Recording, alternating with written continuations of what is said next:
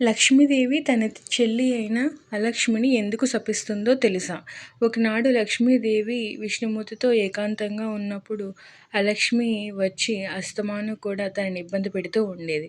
అన్ని వేళలు కూడా ఎప్పుడు అంటే అప్పుడు, ఇప్పుడని కాదు. ఇంకా అలక్ష్మి ఎప్పుడంటే అప్పుడు లక్ష్మీదేవిని అక్క అక్క అంటూ వస్తూ ఉండేది. దానితో చాలా ఇబ్బంది పడిన లక్ష్మీదేవి, ఎందుకు అస్తమానం మా ఏకాంతాన్ని నువ్వు ఇబ్బంది పెడుతున్నావు? ఎందుకు ప్రతిసారి నా వెంటే వస్తున్నావు అని తన చెల్లిని అడుగుతుంది. దానికి అలక్ష్మి, నాకు నువ్వు తప్ప ఎవరూ లేరక్క, అందుకే నేను నీ దగ్గరికే వస్తూ ఉన్నాను అని అంటుంది. దానికి కోప్పడిన లక్ష్మీదేవి, నువ్వు ఎక్కడైతే శుచి, శుభ్రత, కోపం, రాగం, ద్వేషం, ఈర్ష్య, అసూయలతో మనుషులు ఉంటారో అక్కడ నువ్వు స్థిర నివాసం ఉంటావు అని శాపాన్ని ఇస్తుంది. సో ఎక్కడైతే మనం ఇలాంటి మాటలను, ద్వేషాలను, రాగద్వేషాలను, ఈర్ష్యలను, అసూయలను చూస్తామో అక్కడ ఆ లక్ష్మి నివాసం ఉంటుంది మాట. మనం ఈ కథను బట్టి అర్థం చేసుకోవచ్చు.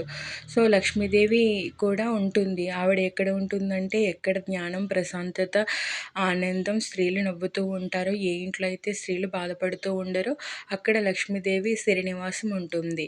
ఎక్కడ స్త్రీలు నిత్యమంగళ రూపంలో ఉంటారో, ఎక్కడైతే మనకి శాంతి, సౌభాగ్యాలు నెలకొలివి ఉంటాయో అక్కడ లక్ష్మీదేవి తన నివాసాన్ని ఏర్పరచుకుంటుంది. ఆ విషయాన్ని కూడా మనకి లక్ష్మీదేవి తన పురాణాల్లో చెప్పడం జరిగింది. థ్యాంక్స్.